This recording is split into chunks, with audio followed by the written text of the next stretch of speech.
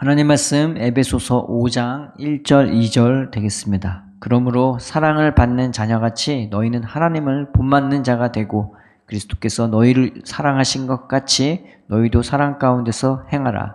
그는 우리를 위하여 자신을 버리사 향기로운 제물과 희생제물로 하나님께 드리셨느니라. 아멘. 근데 1절에 먼저 그러므로 사랑을 받는 자녀같이 라고 나오는데 이 말씀은 어떤 의미냐면은 너희가 하나님의 사랑을 받는 그 자녀라는 신분에 걸맞게 라는 뜻이 되기도 하는 것입니다. 앞절에서 하나님이 우리를 어떻게 사랑하셨느냐, 예수님이 우리를 어떻게 사랑하셨냐, 용서하시고 친절과 그 다음에 긍휼하심으로, 긍휼히 여겼다는 것은 우리의 연약한 것, 부족한 것, 모난 것 주님이 다 이해하시는 거예요. 마음 깊이 나보다 나를 더 잘 이해하시고 그런 나를 주님은 용서해 주시고 사랑으로, 친절로, 매너로 그렇게 대해 주시는 것을 말씀해 주는 겁니다. 그래서 그 사랑을 받은 자녀라는 신분에 걸맞게, 그 용서를 받는 자녀라는 신분에 걸맞게, 그 긍휼하심을 입은 그 자녀라는 신분에 걸맞게, 그 친절함으로 나를 사랑해 주시는 그 자녀라는 신분에 걸맞게 너희는 하나님을 본받는 자가 되라는 말입니다. 어떤 번역본에는 모방한다라는 말로 적혀 있는데 그 의미는 우리 한국 사람에게는 이 의미를 좀 퇴색하게 하는 그런 경향이 있는 것 같아요. 그런데 또 다른 번역본에는 하나님을 따르는 자가 되라라는 말로 번역이 되어 있는 것이죠. 그래서 하나님을 따라가라는 거예요. 주님이 나를 용서하신 것 같이 나도 하나님을 본받아서 하나님을 따라가면서 누군가를 용서해 주는 거예요. 그 사람이 부족할 수도 있고 그 사람이 모날 수도 있어요. 그럼에도 불구하고 용서하는 거예요. 왜냐? 은혜 받으면 내가 제일 나쁜 사람이에요. 은혜 받으면 내가 제일 모자란 사람이에요. 은혜 받으면 나처럼 이렇게 깜빡하고 무난한 사람이 없는 거예요. 그런데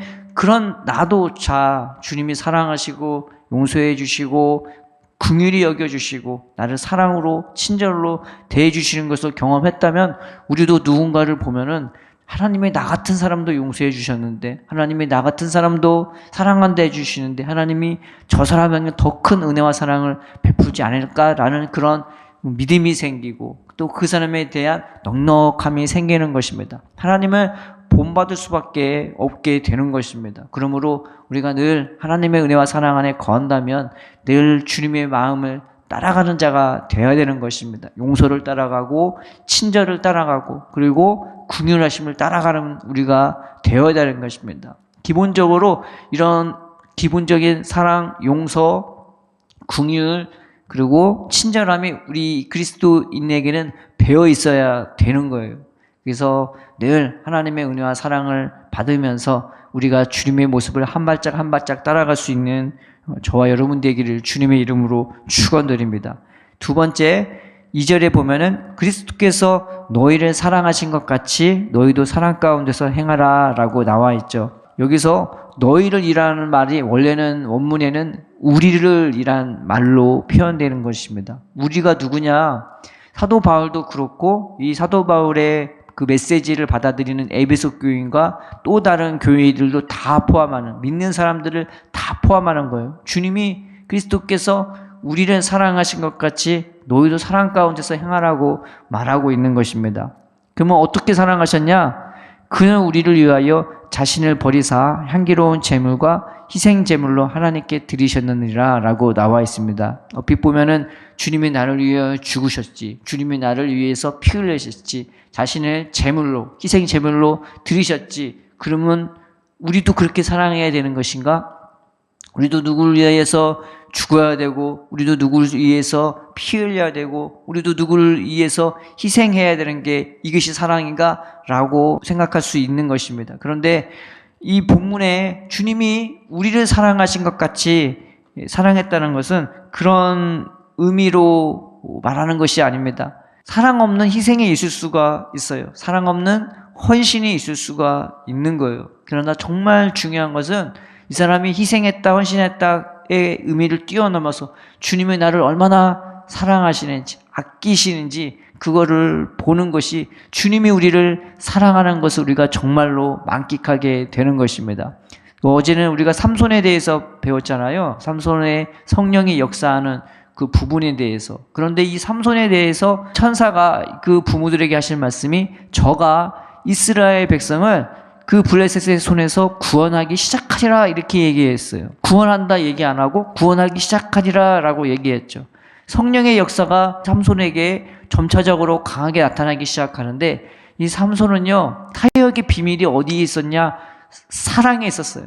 그 사랑이 성장하게 따라 성령의 역사가 더 강권적으로 나타나고 그 사랑 때문에 이스라엘 백성을 위해 일했고 그 사랑 때문에 눈이 뽑히고 그 사랑 때문에 자신의 온몸을 불살라서 이스라엘 백성을 위해서 자신을 내던져 버린 게 이 삼손의 사역이었습니다. 그런데 구원하기 시작하리라 라고 말한 거죠. 성령의 역사가 끊임없이 있었던 것은 아니고 그 순간순간 사랑으로 충만해질 때마다 이스라엘 백성을 그렇게 위하는 마음이 생길 때마다 성령께서 역사하시기 시작했던 거죠. 성경에서 가장 성령이 충만했던 사람이 혹시 누군지 아십니까?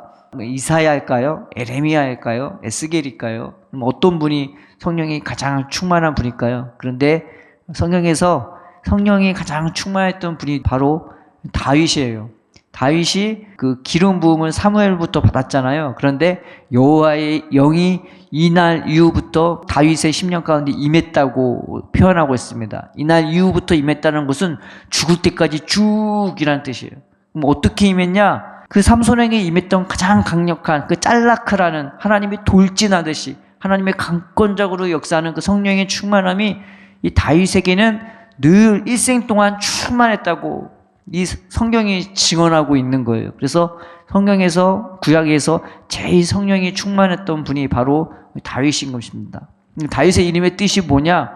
사랑이에요. 한 영혼을 얼마나 사랑하시는지, 한 영혼을 얼마나 아끼는지, 이게 다윗의 마음이 가졌던, 그래서 왕이 될 수밖에 없었던, 하나님이 보시기에 자기 백성을 다스리고 섬길 만한 가장 합당한 사람이 바로 다윗이었던 거예요. 그 성령은 그 안에서 역사했고 또 그렇게 되도록 인도해 주셨어요. 일평생 이스라엘 백성을 한 영혼 한 영혼 극진히 사랑하고 극진히 아끼면서 그렇게 하나님의 마음에 합하게 일을 했던 사람이 다윗이었던 것입니다.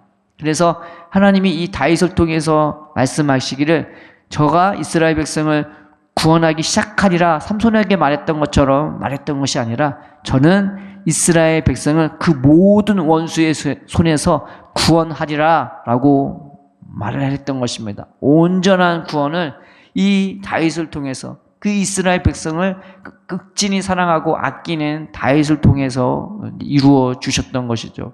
예수님이 십자가에서 했던 가상 7원 중에 엘리 엘리 라마 사막다니라는 말씀이 있는 것입니다.